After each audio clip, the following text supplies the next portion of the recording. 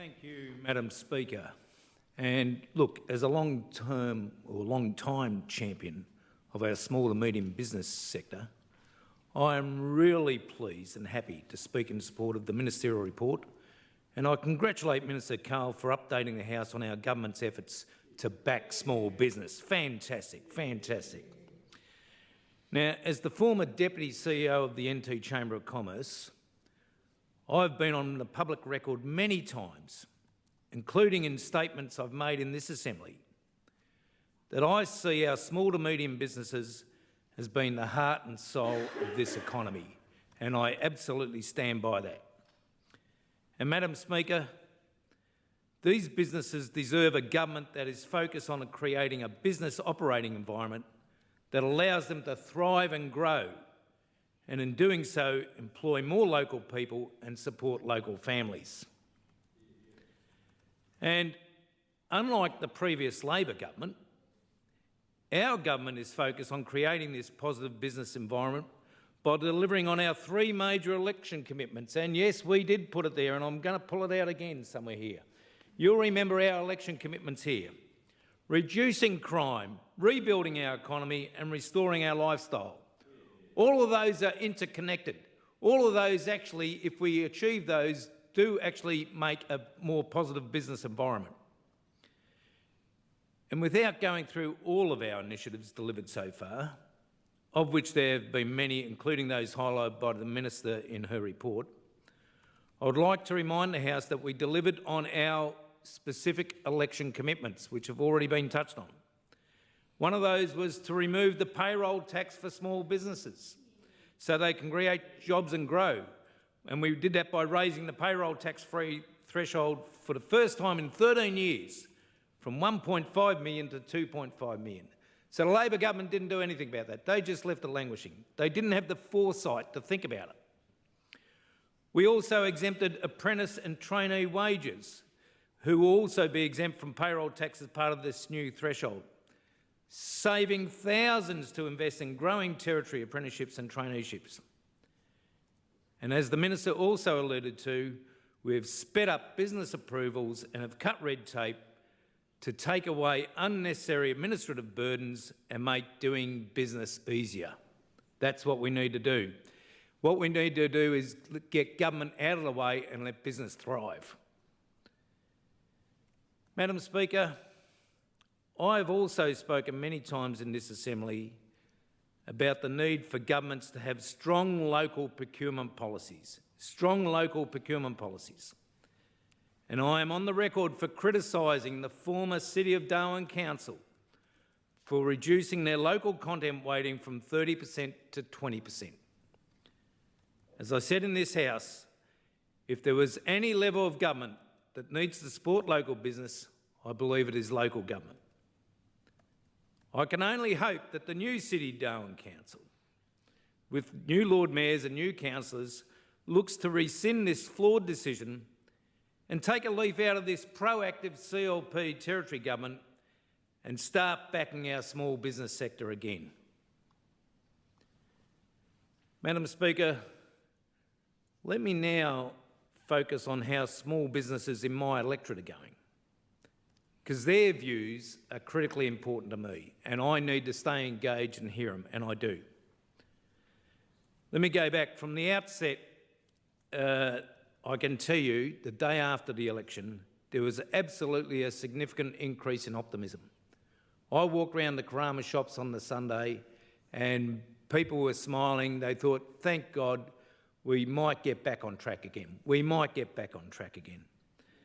And I can tell you there were a lot of business I'd been speaking to during the campaign that were looking to close or relocate interstate, particularly if we didn't get elected. Luckily, they have decided to stay here and grow, and that is fantastic, absolutely fantastic. Madam Speaker, recently I've been doing mobile offices in my electorate, going out each morning into key places. I've been down in Lachlan College down there. I've been at the Black Shops. I've been at other places up in Moray Street. And those mobile offices are great. People come and stop to me. They have a chat. But it's also some of the businesses come and talk to me.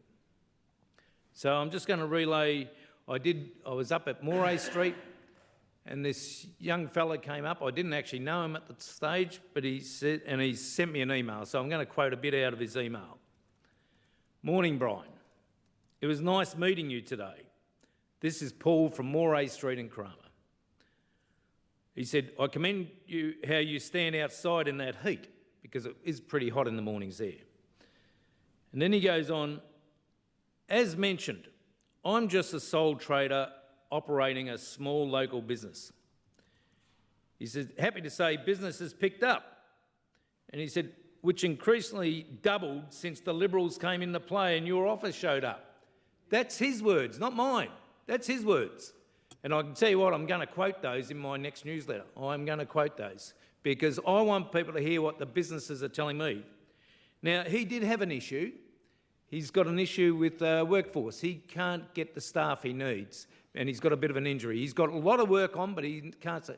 And that is a challenge. Workforce is a challenge, and I know the Minister's working on that too. Now, he said, are there any sort of government help? And I said, look, I'll refer you to the Minister's agency, and I know that's gone through, so maybe they can help him with the small business champions. But that's the problem. He's got a lot of work on, but he just doesn't have enough workers.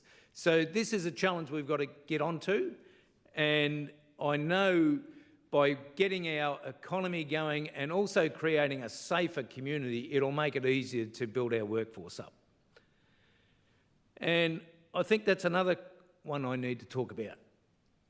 The link, the interconnection with crime and making safer communities, because people want to stay. And I'm going to quote another. I did put out a Facebook post just the other day, Madam Speaker, and that was when I was asking the question of the Chief Minister about how we're going with the police and so on, and particularly around Karama and MLA. And the feedback from that's been really good. People come back to me. But here's one, and this is really makes me feel good. I know we've got a long way to go. We're not there.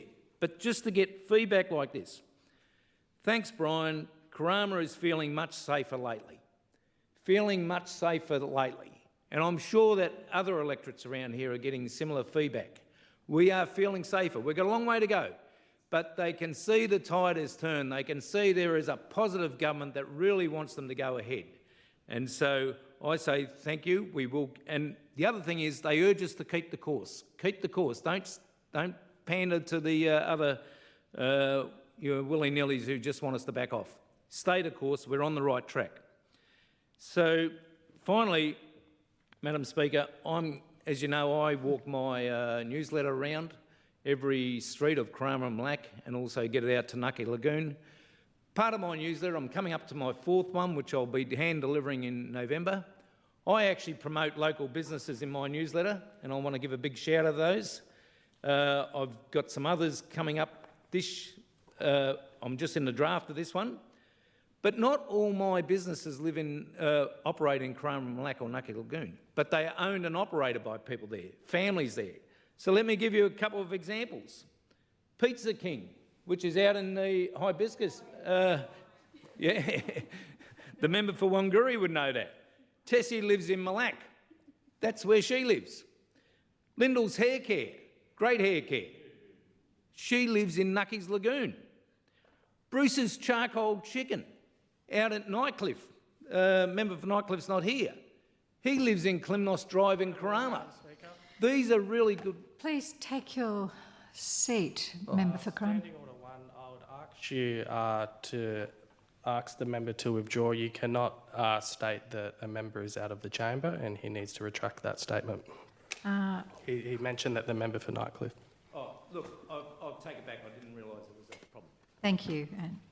Yeah, no worries. You withdraw? Yes. Yeah, I'll withdraw.